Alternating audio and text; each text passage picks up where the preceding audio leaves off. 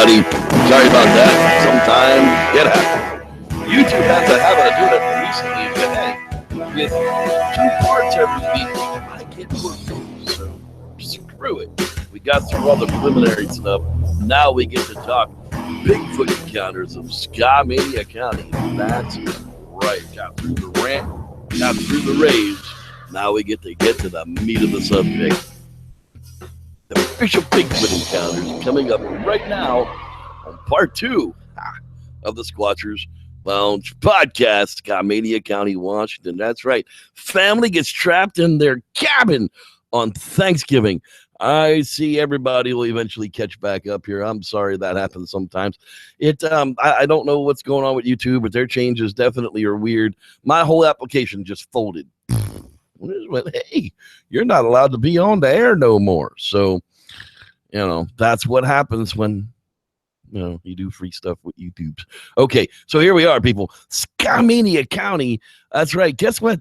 It's directly above the county that we went to last week. Last week we were down here around Mount Hood. This week we're going to be up here around the Mount St. Helens types of area, especially with our Bigfoot campfire story coming up at the end of the... Okay, let's talk about some official Bigfoot sightings that came here from Skookum County. There's actually like 51 of them. So I grabbed the top 5-ish, and we'll go through those, and then we'll have a Bigfoot campfire story tonight, and we'll wrap it all up. That way, maybe we'll come back to Skookum County later on when the juice fits the squeeze. All right, here we go. Top of the Silver Star Mountain in Washougal, Washington, Service Road 4109. I observed to the south from the summit of Silver Star Mountain. On the ridge across from me, I saw something that looked a little strange. I got out my camera and took some pictures. Right after I took the first shot, it moved or stood up. So I took another picture. It then moved towards the south away from me. I had to readjust because the wind was so strong. It was difficult to move because the snow was waist deep. Wow, waist deep snow. I got closer to a rock to steady myself and took another picture. It was then moving down the hill. I didn't think it was another backpacker or snowshoer. Whether there were no other witnesses, it happened from 4:30 to 5 p.m. on a clear and cold day. That's right. Why wouldn't you see a Sam Squanch on the top of a ridge when there's waist deep snow? I would kind of think, that you'd probably have a better chance of running into him on a day like that or not. Now, that was in the year of 2005. Here's one from the year 2004, November. Eagle Cliff is the nearest town. Please don't post these on the internet. Okay, sorry. I was going for a late night drive. I drove up past Cougar on 503, and when I hit the snow on a couple of the corners, I started to get a little nervous about driving up any further, but still I chose to keep going. I had been seeing animals all night, so I was really keeping my eyes open. When I slowed down to turn around, my car died. When trying to start it, I was looking forward and noticed a large object standing on the side of the road, which looked like a large man, but I couldn't tell because it was out of the reach of my headlights. When my car started up, the object quickly turned and strided off into the timber. That's when I knew when it wasn't just a tree or anything like that. I've been up in those parts of the woods a lot, and I've never seen anything like that. When I saw it turn away from me, I couldn't calm down. I was terrified. The hair on my neck was standing up. It was just not a normal feeling. I believe I saw a Bigfoot standing in front of my car along the east edge of the road. So yeah, I would expect the human body to react like it's seeing a monster. I mean, these people that, hum-drum-de-dum, I'm going to play my flute and have some kibbles and bits with the Sam Squanch, la, la, la, la, la. Would you like some apple, Mr. Sam Squanch? Please come into my bedroom, Mr. Sam Squanch, while I'm sleeping. I mean, no, just no. That kind of no. No. That's right. I need the hee-haw. No. Mr. Collier likes to do that one for us. All right. Moving right along. In the year 2002, Saturday, the 3rd of August, Carson, Washington, right along the U.S. Forest Road 3220. My son, 31, and myself were returning from a fishing expedition in the Gifford Pishno. I don't think that's right. Pinchot. There you go. National Forest, Southwest Washington. All of a sudden, less than 100 yards away, we noticed an entirely black upright creature. Even though we were driving a noisy Cummins diesel, when we came around the corner going about 15 miles an hour, we managed to startle it. It immediately walked fast but didn't run. From the right to the left, up a hill, and was gone. Now, the whole event didn't take more than 3 or 4 seconds. We immediately went to the area and investigated it. We found one print that was about 12 to 13 inches long on the side of the road. This print was made in the somewhat soft silt gravel that is so common on Forest Service roads. It was only about a quarter to a third of an inch deep at best. Today, we're going to try and make a copy of that print. A couple of things about the animal that they noted. It was totally black, like a black bear. It had no facial features that they could detect at all. It didn't appear to have a nose, eyes, mouth, or anything that they could see from 100 yards away, which, hey, 100 yards away is a long way to be trying to pick out facial details. I kind of make that point a lot. People miss distances a lot, but it's from one end of the football field to the other end of the football field. I'm lucky if I know what ethnicity you are. It's truth. I mean, did he have a mustache? Hell if I know. I don't even know if he had 2 arms. I mean, 100 yards away is a long way away. That's 300 feet. The animal was in bright sunlight as it crossed the road. There was no mistaking it for a bear, and bears don't have 6-foot strides. And the animal appeared to be about 8 to 8.5 feet tall and a slender build. It wasn't the massive muscular specimen I thought that it would be if they exist at all. I would estimate the weight in excess of 400 pounds. The animal's arms moved in a pendulum manner like an ape, not like a human. It moved very fast, but not a run. I don't know what a pendulum manner is. I think that's reversed. Anyhow, there you go. 2002, father and his son see it from 100 yards away. I like it's an honest account. Not what it looked like. Shit, if I know it's 100 yards away. That's an honest answer of what something like that looked like from that kind of a distance. All right, moving right along here, falling back down. 1999, winter, October 20th. Is that really winter or fall? I think that's still fall. All right. The first encounter took place at the Cascade Mountain Viewpoint on Windy Ridge. Let's see here. Windy Ridge Road. This is one of them long ones. All right. It was a family outing. My uncle and my 2 brothers and I went up to Mount St. Helens to look at Bigfoot. My uncle saw a print back there in the 1960s, and he'd been talking about it all my life. He's getting older now, and it was our first trip to go and look as a group. He had studied Sasquatch for the last 30 years. We drove up Windy Ridge Road from the town Randall all the way to the top overlooking Spirit Lake. The weather was really bad, and it was raining and sleeting on and off and very foggy and windy. The parking lot at the top was covered in an inch of slush. The view was obscured by a large cloud, like looking into a fog bank. We started driving back down the mountain and below the level of the clouds and stopped at the Cascade Mountain Viewpoint. And there was a modular building in a Forest Service road, 2560, with a locked gate. I stopped the car and was mounting a lens on my camera. My brother got out of the car to stretch their legs and scan the hills. My uncle was in the back seat of the car with a spotting scope looking down into the meadow to the northeast. My little brother got out of the car and went to the edge of the valley and let out a hello. I told him to shut up and not to do that again. But then from the back seat, my uncle said that the scream from my brother had spooked something down in the meadow, and it was bolting around the hill in the middle of the valley, going from left to right and out of sight around a small hill about 400 yards away. And there's a large black and walking upright. My uncle was too scared to get out of the car. He said, us brothers should go and have a look up the road to see if we could get a better vantage point. The 3 of us proceeded to walk up the gated road, FS Road 2560, leading up the ridge with some smaller knolls and the ring of the meadow. It took us the better part of 25 minutes to get down the road and 10 minutes scanning the meadow. My brothers and I didn't see it walking from the vantage point where we were, so we headed back to the car. A long story for nothing to happen. Okay, so there you have it. You've got, a meadow sighting from 400 yards away. That's one of the things that I've been talking about with game camps for a long time.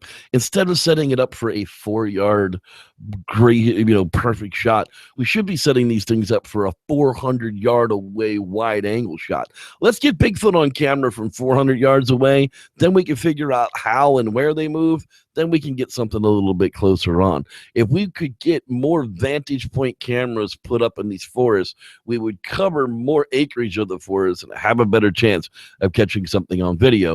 And old Grandpa here scanning the meadow down below with the spotting scope found out the exact same thing. The right vantage means everything. Okay, moving right along here. November 1997. They're calling that fall, so I would think we're right along here. The nearest town of kin is Cougar on Forest Road 80.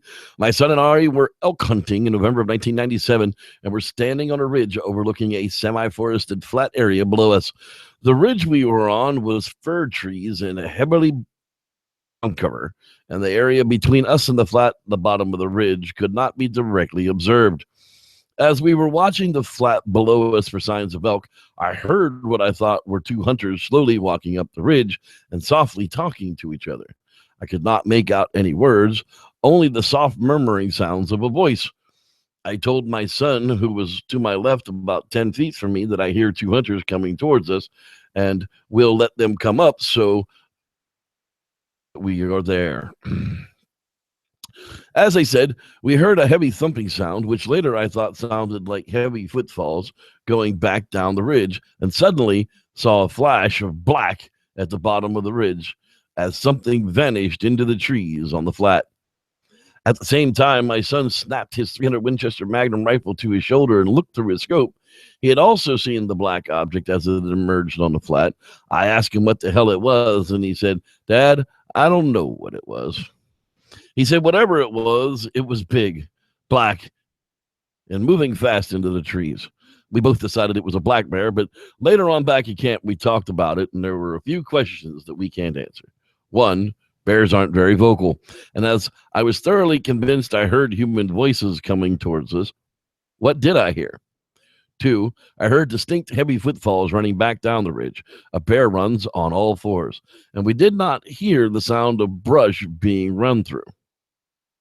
That was a running down the hill away from us. So what was running down the hill away from us? Three, what was the black, fast-moving creature we both seen briefly at the bottom? And four, would a hoaxer take the chance like this during elk hunting season and hunters with high-powered rifles? I've lived and hunted in this area my entire life, and I think about this encounter often. And number five, we know it wasn't an elk, a deer, a cougar, or a bear, so what else does that leave? And that always becomes the question. The easiest answer is usually right.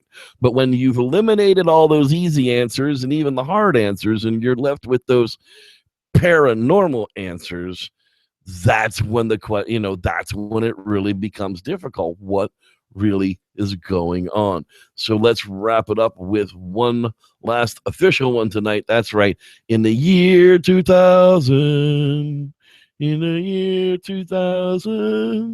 fall, September 17th to the 23rd was when they did the Skookum investigation, where they went out to between Mount St. Helens and Mount Adams, northwest of Indian Haven Wilderness, near Skookum Meadows, near Carson. They let the apples out in the mud puddle, and something laid down in the mud puddles, and the apples were gone. Now, they made a correlation between the two. They think whatever laid down in the mud puddles must have taken the apples. So they were stretching to kind of put a Bigfoot in some kind of a weird sitting stretching position to get these apples, that a Bigfoot would know what an apple is in Washington. I mean, straight up. He's going to know what an apple is. And he either knows he wants that apple or he doesn't want that apple. If he wants that apple, he's going to walk into the water and get it. If he doesn't want that apple, he's just going to walk by it. He's not going to make some weird, long, stretching, crouching tiger, hidden. It's just such a long stretch to that I never could really buy into. But hey, when you put up game cams that face the highway, who knows what can happen? That was done on the same expedition by the all-female Bigfoot team. Yeah, we won't even talk about who led that friggin' cluster. All right, so let's take a quick pick over here at Skookum County and what we're all talking about tonight. Why would a Bigfoot live here? Well, because, again, we're on that rain shadow side of the mountains. We're in that area where all the resources live. And when we click this little button here and we click it over to the googly earth, it'll reveal to us exactly the type of places that we want to live. And Skookum County literally is just habitat central. Volcanoes, ridge lines. I mean, just look at that. I mean, you really can't get much better than what we're looking at in Skookum County. And what I was saying earlier about the red and black lumberjack, Mr. Guy Edwards, I was finally getting that out before YouTube crashed. I think they have a conspiracy against you, Guy. I really do. This is their stomping territory is Skookum County. A lot of the big investigators, or the famous investigators, I should call them, because I don't know what would be big about them. They all love this area as well. And this is an area that I would really like to get into and do some Bigfooting in. And I think in the future, it'll probably get that opportunity, because, that's one of the things we try to do. So that's why Sam Squanch would live in a place like this. And that's what we've talked about tonight is the Skookum County. And let's hope I can do this without crashing again. Yes. All right. We got out of it without crashing, and we can bring it up one more time. Well, I want to thank everybody that came back for the second part of the show, because if you didn't come back for the second part of the show, well, you're dumb, because that was the best part of the show to begin with. And we'll see everybody next week for another episode of the Squatchers Lounge podcast, season of Encounters. Thanks, everybody, for being here. Don't miss the Bigfoot campfire story as we close out here tonight, and there will be an after hangout. I will throw the link up as soon as we are off the. Ready for watching? I'm Reverend Jeff, and may the Squatch be with you.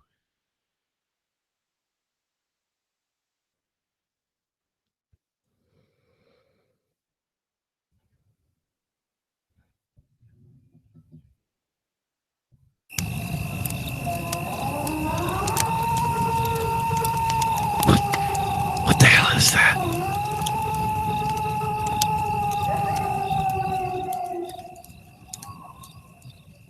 I don't know about you, but I'm pretty sure that was a Bigfoot. Let me tell you a story. These stories are based upon true events. Welcome to another Bigfoot campfire story. You know those scary movies you hear and you'll wonder if they're based on some sort of reality? Well, that's exactly what I thought when this story was told to me. Jesse and his family owned an off-grid cabin near Mount St. Helens in Washington and decided a snowy Thanksgiving is what they needed. So they loaded up with all they would need and set out for the week. This is their story. My folks and I had been coming to this cabin each winter for as long as I can remember. My dad, my mom, and my little sister Emma were on this trip, and we're all looking forward to the fun. The cabin was set up really nice. There was a huge sledding hill out back and lots of snowmobile trails to ride on.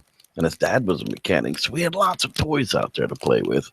My favorite was an old Honda 110 ATC with 3 wheels. Man, that thing was dangerous, but so much fun. Anyhow, all we had to do was bring food and get there. The rest was already in place. The drive up was about 4 hours from our town, so we made good use of it, searching for when the snowstorm would start and playing stupid car games.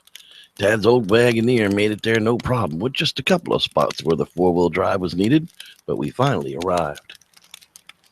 As usual, there was no play at first upon getting into the cabin. We had to open up the cabin, inspect it for damage, chase away any animals that might be around. Mom and Emma were opening and unloading the car, so Dad sent me around back to take the bare boards off the windows and check the roof. Well, the snow wasn't very deep yet. It was about 2 feet at this point. And I managed to get out back and get the boards down just as Dad got to the back of the house and scared the crap right out of me.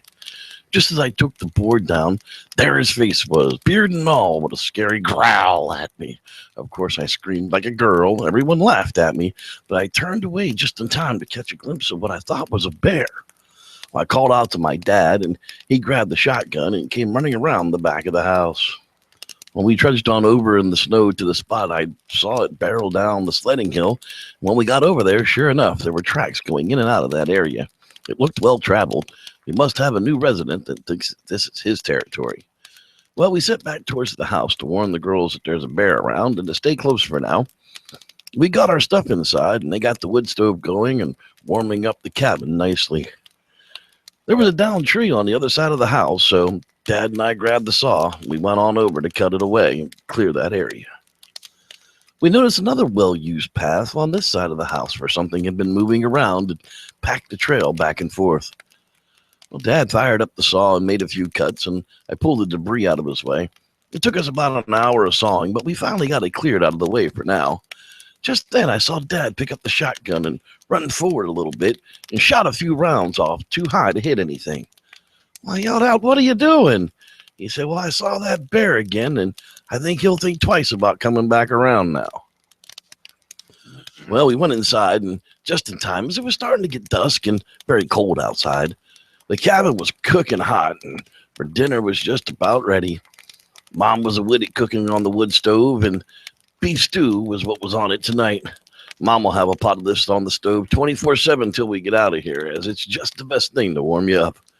Well, we lit a few candles, and we sat around the stove drinking hot chocolate, and that's when we heard the first weird call. It was like a low wail followed by a whoop. It made us all feel uneasy, as it was so loud it sounded like it was right outside the window. Dad said it had to have been a coyote, but none like we'd ever heard before. We all kind of stayed close that first night. The next morning, Dad and I went and checked on the tracks, and they were, of course, not coyotes. For the life of us, we could not find a single tracker signed anywhere we looked. That's when Dad called me over to look at that pathway and these weird footprints, twice the size of his, and barefoot. No one, and I mean no one, has ever been seen out here in all the years we've been coming here, and certainly not barefoot this time of year. What would leave tracks like this? Well, I asked, Bigfoot? And all I got back was that all-knowing look like I'm a dumbass and should shut up, so I skulked off back to the cabin. Dad sat out there for a little while, and then he came in to warm up. He went down into the cellar, and he brought up another small shotgun and handed it to me. It was time to find out what was making those tracks, he said. So we loaded up both guns and put a few extra shells in our pockets, headed out for a long hike. Dad and I had hiked around for about 2 hours. We hadn't seen a thing. Not a rabbit, not a deer, no signs of bear. None of that was normal for this time of year. Not even any rodents. We had shot squirrel for days out here in the past. Finally, Dad decided it was time to head back. Dark was coming faster than we'd like. Cabin, we found Mom and Emma held up in the cellar. Well, Dad called down for them to come up, and they said some animals had surrounded the cabin and were whooping at them from the windows. Mom called them hairy monster people, and again I asked, Bigfoot? But this time I got the response I wasn't ready for when Mom actually yelled, yes, Bigfoot. That has to be what they were. She said they came on one at a time as if they were called here by something. The more we screamed, the louder they whooped and banged on the walls. She said they ran off just before we got here. They must have heard us coming. Well, Dad decided that was it. We are out of here. He'd come back with some family and find out just what was going on. But this was enough to put the family in danger. It was time to pack it in. It was already too dark outside, and there was no way we could make it out in the dark, as the roads are just merely trails as it is. We'd have to stick it out until daybreak. Let's just hope they don't come back. Dad had Mom and Emma make it comfy down in the cellar, and they were down there reading books together, while Dad and I kept a watch out in the windows. Nothing had happened, not a sound, all night. It was getting very late. Maybe we got lucky. Well, Dad decided to take a peek outside, and he told me to stay near the door. Well, as he rounded the side of the house, that's when the very first whoop rang out again. Well, Dad quickly rang out a couple of shotgun rounds towards the sound, and then ran back into the cabin. Sure enough, it was only moments later when these other two things showed up. I could see them out the back window in the moonlight, as the moon was high and bright and reflecting off the snow. It was snowing outside now, with wet, heavy, large-sized flakes falling all around, and these two very big, dark-looking creatures made their way to the cabin on just two legs. They walked kind of strange, like they were floating on the snow, their knees never going straight. Both very tall, ducking under limbs both Dad and I passed under earlier in the day. The closer they got, the more detail you could see, and the strange sloping head, longer gangly arms that hung past the mid-thigh and down towards the middle of the waist. They took very long strides as they closed the distance, even in 3 feet of snow now, in no time, and began peering in the window at us. The faces were covered in hair except the eyes, the nose, and the lips. Very large eyes and the openings, and a dominant ridge over the eyebrows. And then I saw very, very big hands as one of them put his palm on the window and pushed off to walk away. Well, Dad whispered to me to climb down the stairs with Mom and protect them. Should they get past him, I knew what would come next, so I did as I was told. I took guard over the opening, and then I heard a slam on the front door. Whatever they were out there surely wanted in here with us. Well, Dad started to scream at it to go away, but that just made the one at the back window start to bang on the back wall in turn, and then the one at the door bang harder and harder until finally I heard the shotgun ring out once more. Everything went silent. Dad told me to come up out of the cellar and cover the back window. If they came back, to shoot it. Well, as I got to the top of the stairs, I saw the front window was now broken in, and there was some blood on the wall. Dad must have hit at least one of them. Well, it was now getting cold in the cabin, so we stoked up the wood stove as much as we could. Finally, we noticed that the sun was rising on the horizon. We had finally survived it. Well, it seemed like it took forever for the sun to finally rise enough to see outside.